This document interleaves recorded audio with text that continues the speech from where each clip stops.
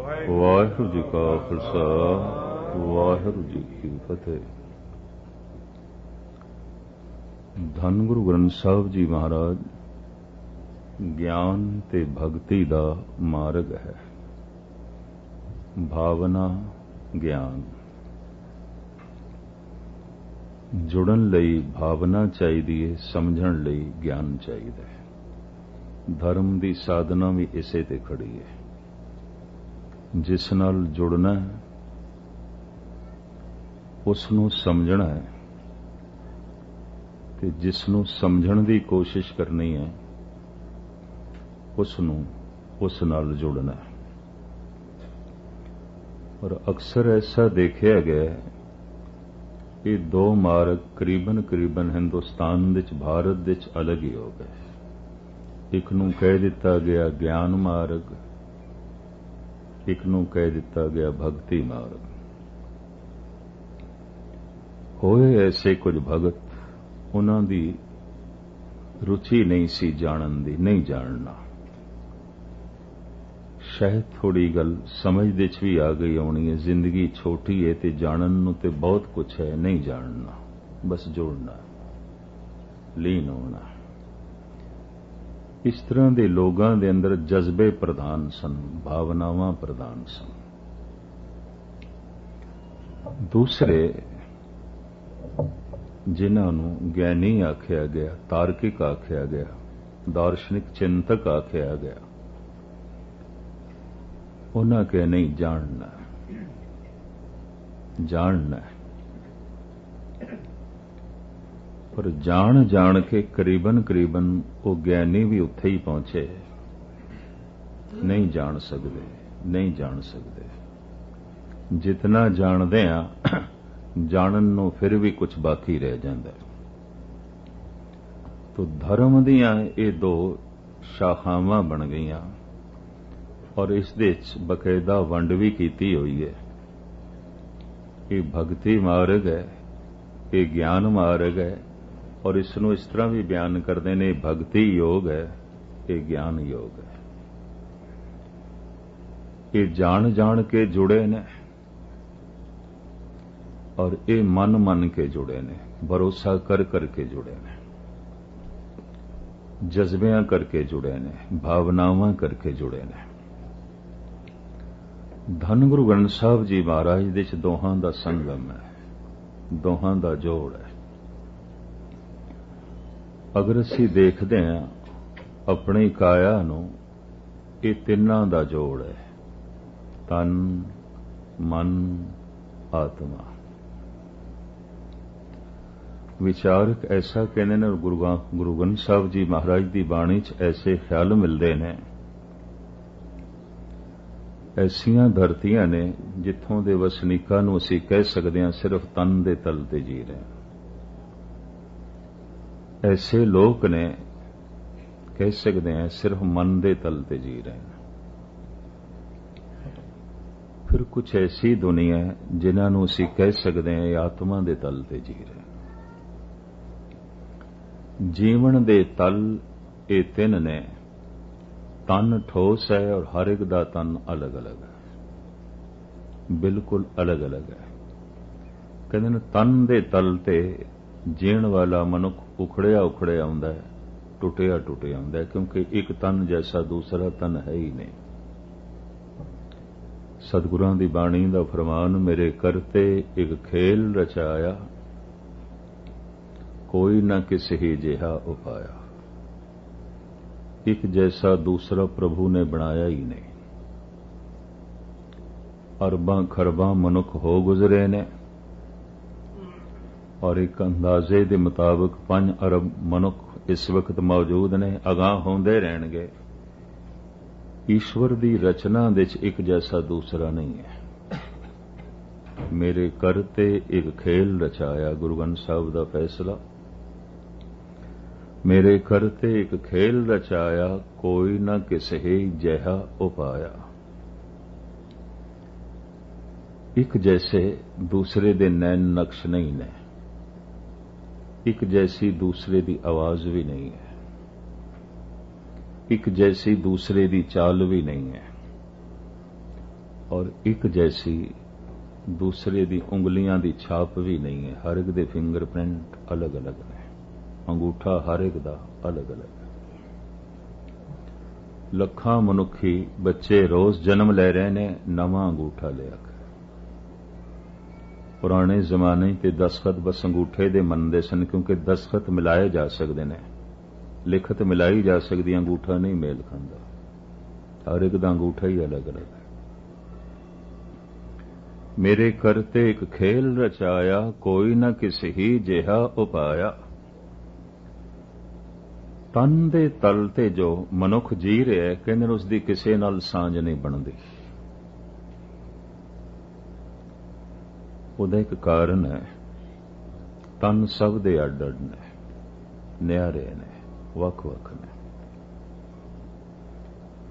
ਮਨ ਵਿਚਾਰਾਂ ਦਾ ਪ੍ਰਵਾਹ, ਸੋਚਣੀ ਦਾ ਪ੍ਰਵਾਹ, ਯਾਦਾਂ ਦਾ ਪ੍ਰਵਾਹ, ਕਿਧਰੇ ਕਿਧਰੇ ਦੋ ਮਨ ਇੱਕ ਹੋ ਸਕਦੇ ਨੇ।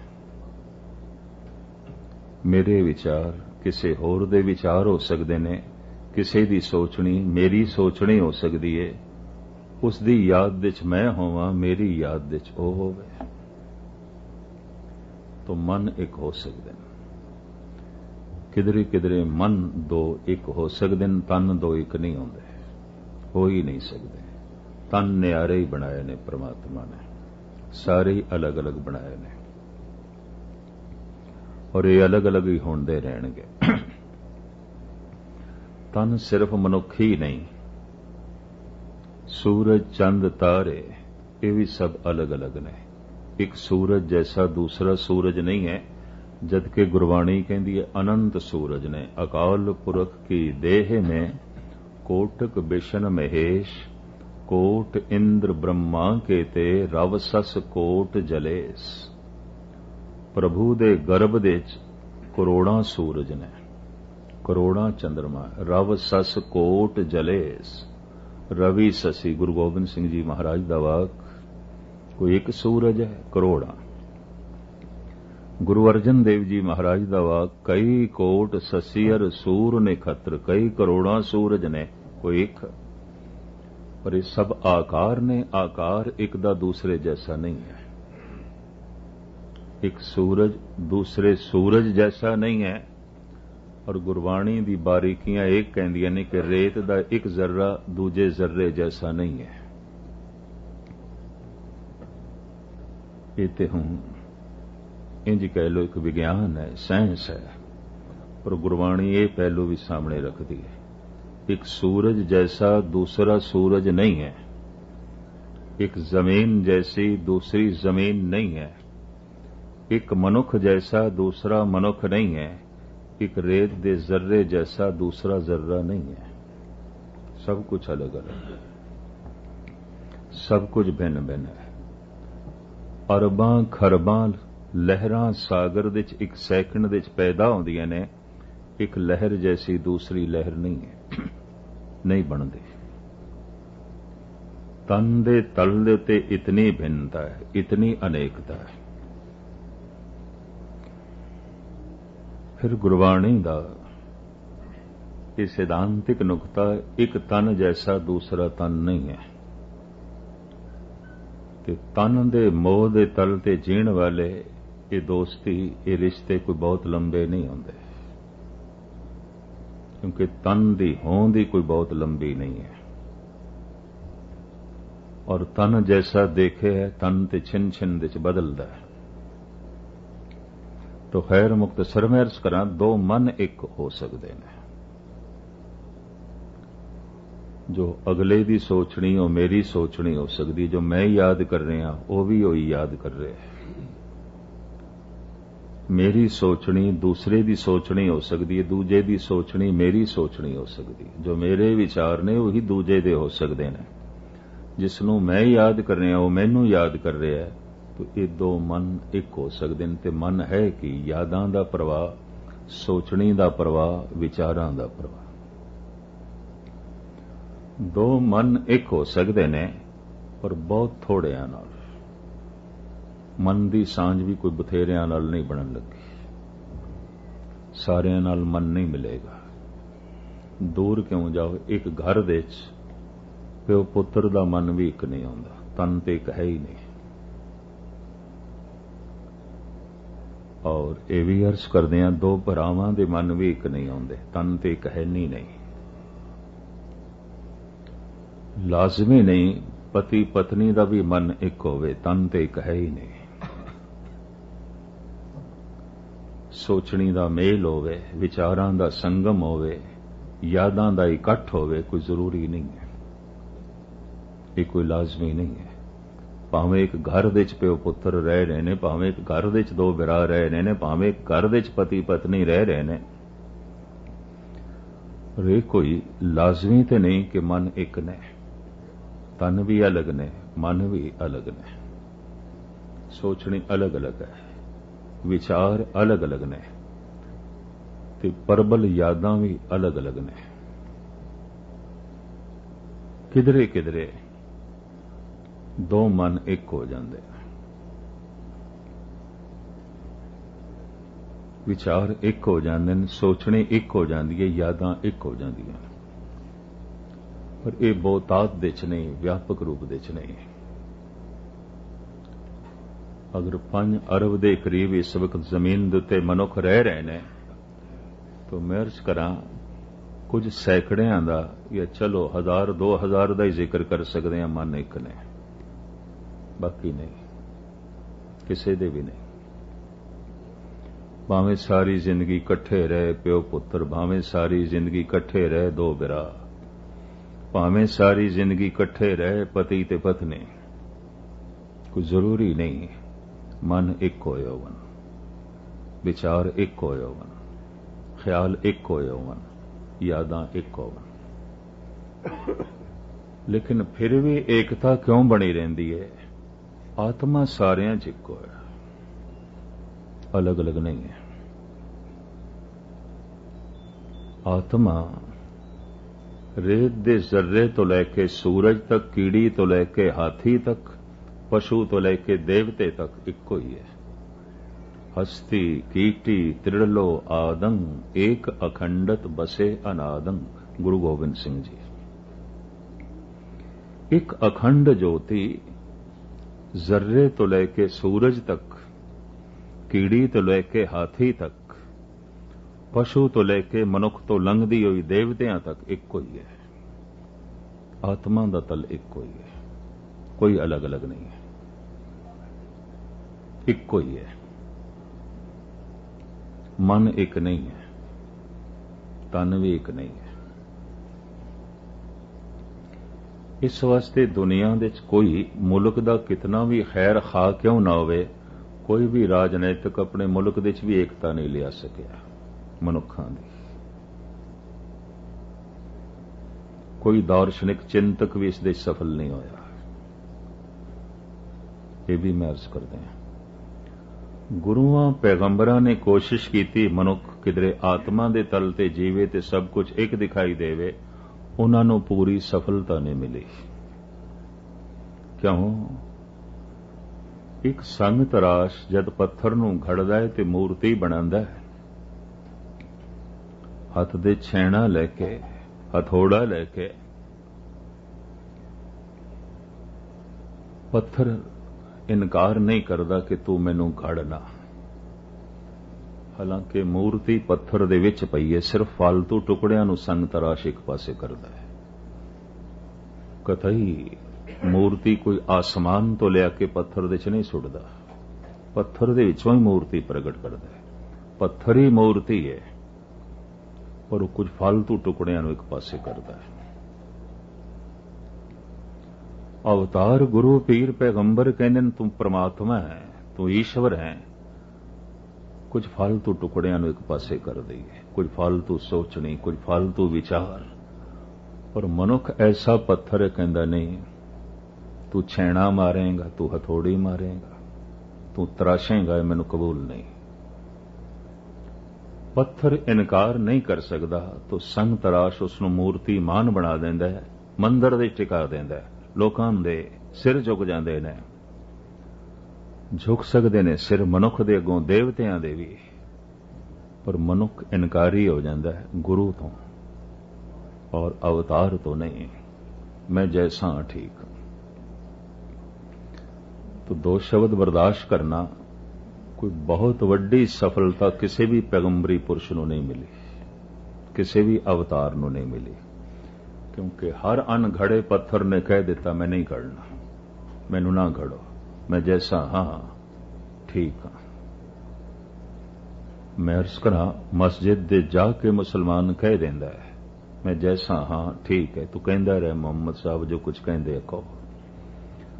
गुरुद्वारे जाके ठीक है सिख मत्था भी टेकदा होवेगा पर अंदरों ते यही कहंदा गुरु मैं जैसा हां ठीक हां,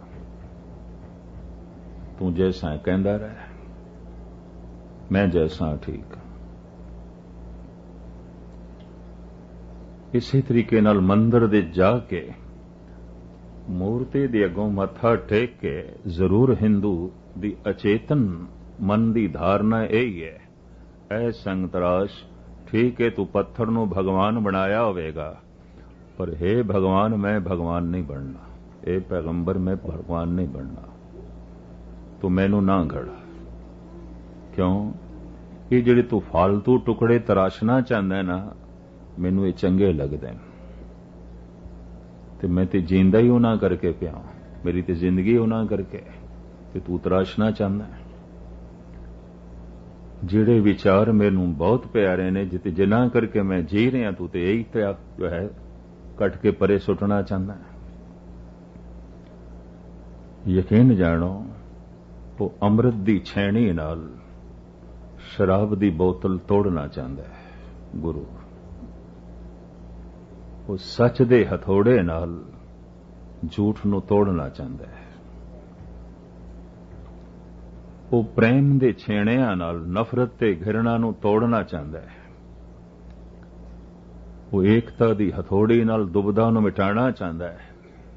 पर मनुख कहंदा नहीं ये हथौड़ी अपने कोल रख, ये छेणे अपने कोल रख, यही ते मेरा जीवन है, इसे ते मैं जीवन, इसे ते रस है। कहंदे रहे अवतार मैनू तराशण दे टुकड़े अलग करन दे, तू परमात्मा हो जाएगा, ईश्वर हो जाएगा।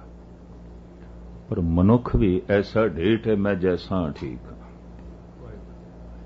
इस वास्ते यकीन जानो मनुख दा ढीठपना नहीं हारिया, पैगंबरां दी मेहनत हार गई, अवतारां दी मेहनत हार गई, गुरुआं दी मेहनत हार गई। एक आलम दा कहना है हजारों खिजर पैदा कर चुकी है नस्ल आदम की, ये सब तस्लीम लेकिन आदमी अब तक भटकता है।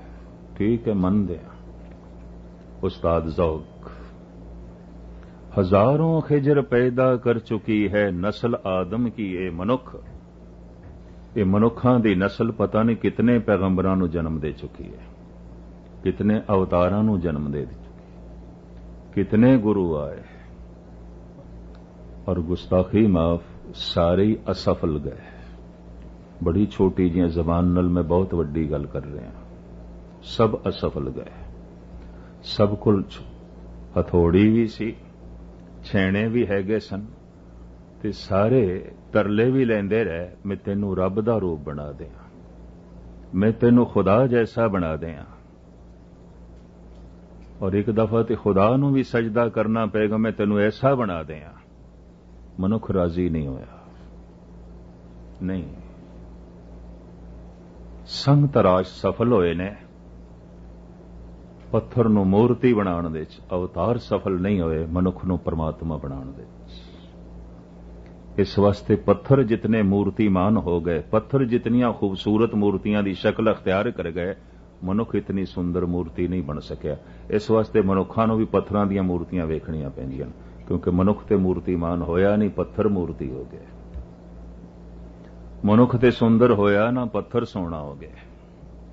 मनुख ते काबले दीद बनिया ना, पत्थर काबले दीद बन गया। मनुख ते ऐसा होया ना कि सिर झुक सके, तो पत्थर ऐसा होया सिर झुकया। एक संग तराश ने पत्थर नूं ऐसा बनाया, इंज कह लो रूहे जमीन ते 80% लोग बुत परस्त ने। सारा बुद्धिस्ट बौद्ध धर्म महात्मा बुद्ध की मूर्ति दे अगों झुकदा है। ਸਾਰਾ ਹਿੰਦੂ ਧਰਮ ਮੂਰਤੀਆਂ ਦੀ ਪੂਜਾ ਕਰਦਾ ਹੈ। ਸਾਰਾ ਦਾ ਸਾਰਾ ਜੈਨ ਧਰਮ ਮੂਰਤੀਆਂ ਦਾ ਪੁਜਾਰੀ ਹੈ। ਭਾਵੇਂ ਈਸਾਈਅਤ ਬੁੱਤ ਪ੍ਰਸਤ ਨਾ ਹੋਵੇ, ਪਰ ਚਰਚ ਦੇ ਅੰਦਰ ਤੇ ਈਸਾ ਦੀ ਮੂਰਤੀ ਹੈ। ਤਸੱਵਰ ਦੇਖਤੇ ਹੈ। ਇਤਨੀ ਦੁਨੀਆ ਪੱਥਰ ਦੀ ਬਣੀਆਂ ਹੋਈਆਂ ਮੂਰਤੀਆਂ ਦੇ ਅੱਗੋਂ ਝੁਕ ਰਹੀ ਹੈ। ਸੰਗ ਤਰਾਸ਼ ਇੱਕ ਪੱਥਰ ਨੂੰ ਘੜ ਕੇ ਪੱਥਰ ਦਾ ਭਗਵਾਨ ਬਣਾਉਣ ਦੇ ਸਫਲ ਹੋਇਆ ਹੈ। ਇੱਕ ਅਵਤਾਰ ਪੈਗੰਬਰ ਮਨੁੱਖ ਨੂੰ ਘੜ ਕੇ ਮਨੁੱਖੀ ਭਗਵਾਨ ਬਣਾਉਣ ਦੇ ਸਫਲ ਨਹੀਂ ਹੋਇਆ। ਇਹ ਮੈਂ ਅਰਜ਼ ਕਰਦੇ ਹਾਂ। ਇਹ ਹੈ ਕਦੀ ਕਦਾਈ ਕੋਈ ਕਬੀਰ ਜੈਸਾ, ਕੋਈ ਰਵਿਦਾਸ ਜੈਸਾ। ਰਾਮ ਕਬੀਰਾ ਏਕ ਭੈ ਹੈ, ਕੋਈ ਨਾ ਸਕੇ ਪਛਾਨੀ। कबीर राजी हो गया, सब कुछ फालतू टुकड़े अलग कर देते, कबीर राम जैसा हो गया। तो मैं अर्ज करा, पत्थर इनकार नहीं करता कि मैनू ना घड़ा। संग तराश जैसा घड़ी जाता है, बनाई जाता उसको। मनुख इनकार करता है, नहीं इत्थे हथौड़ी ना मार, इत्थे छेना ना मार।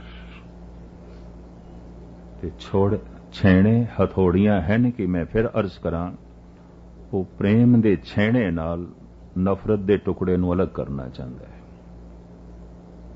वो एकता दी हथौड़ी दे नाल दुबदा नूं तोड़ना चाहता है। वो निर्वैरता दे छेणियां नाल वैर भाव नूं मिटाना चाहता है। ते मनुख कहंदा यही मिट गया तो फिर मैं जीवांगा किस तरह? जीवन का आधार ते मेरे कोल वैर विरोध, नफरत, गिरना, दुबदा, अहंकार, इसे करके ते मैं जी रहा। ते मनुख का जीवन तो यही है। तो फिर मनुख राजी नहीं आंदा, मनुख इनकारी आंदा है।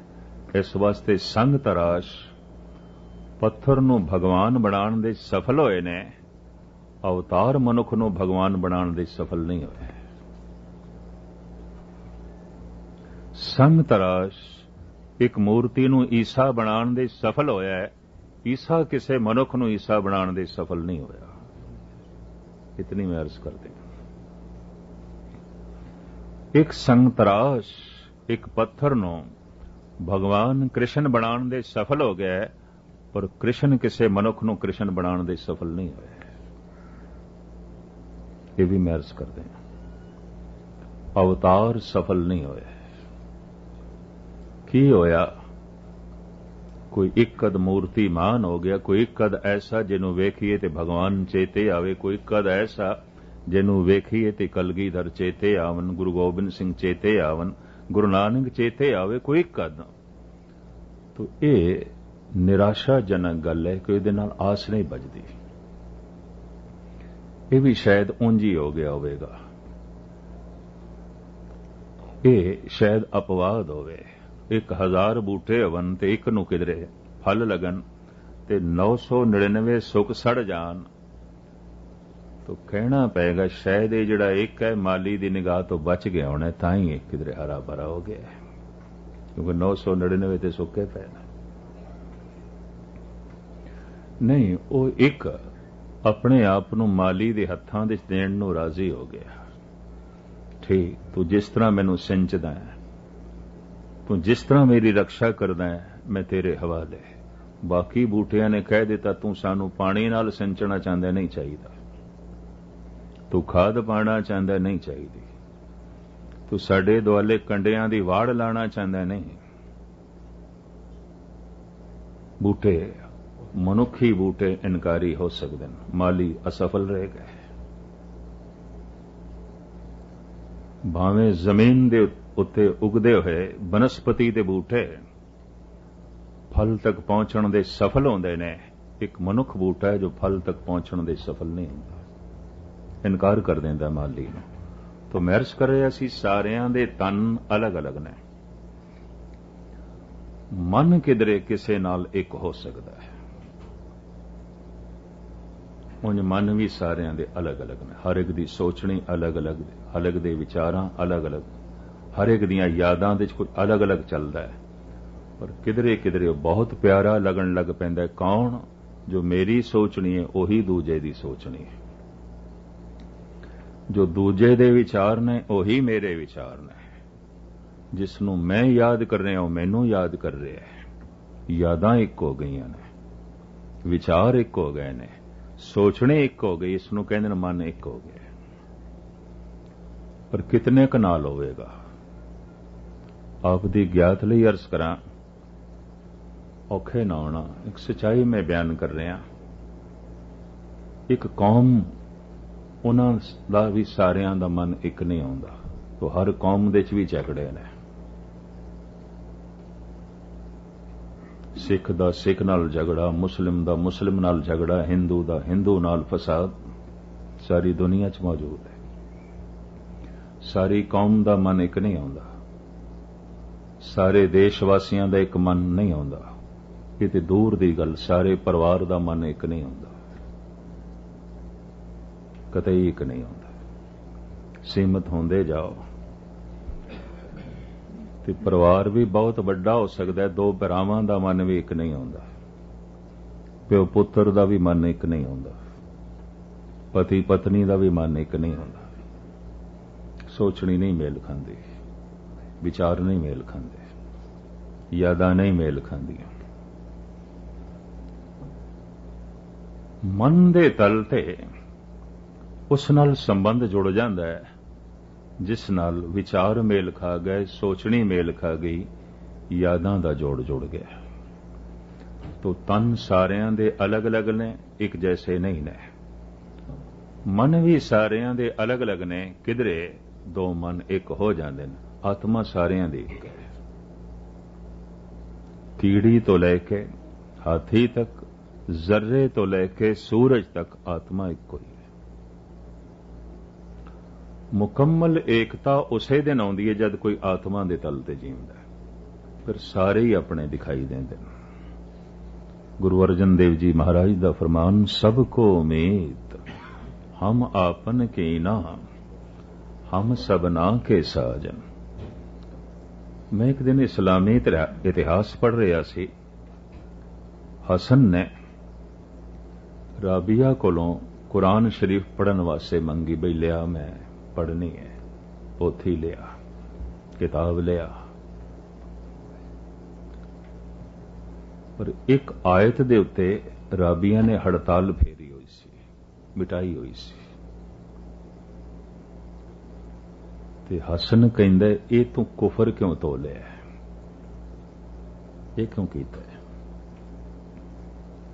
ये ते तैनू कोई हक नहीं, ऐसा तू क्यों कीता है, इतिहास है। राबिया कहंदी, इत्थे लिखिया है शैतान नाल नफरत कर, शैतान से नफरत करो। नफरत रही नहीं तो मैं किस तरह करा, किस नाल करा, नहीं रही। हुण शैतान भी खुदा दिखाई देंदा है। हुण मैनू इंज दिखाई देंदा है, चानणे दी महिमा ही नहीं हो सकती अगर अंधेरा नहीं है।